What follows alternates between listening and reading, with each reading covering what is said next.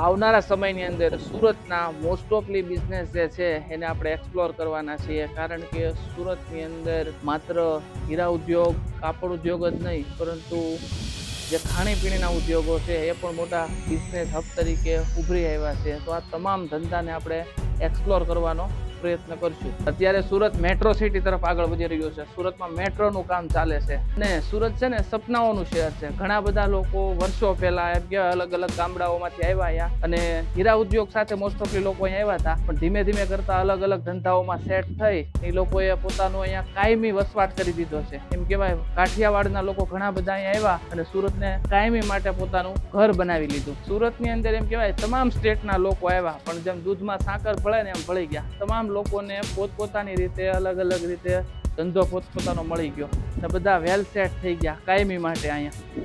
હું પોતે આજથી 18 વર્ષ પહેલા સુરતમાં એમ કહેવાય કે હીરા પોલિશિંગના કામ માટે આવ્યો હતો. એમ લાગતું હતું થોડોક સમય માટે કામ કરશું, પાછા વહી જાઉં, પણ એમ નહીં, કાયમી માટે એમ કહેવાય કે સુરતમાં જ આવીને સ્થિર થઈ ગયા. તો આવનારા સમયની અંદર તૈયાર થઈ જાજો. સુરતના આવા અવનવા જેટલા બી ધંધા છે આપણે બને એટલા વધુને તમારા સુધી પહોંચાડવાનો પ્રયત્ન કરશું.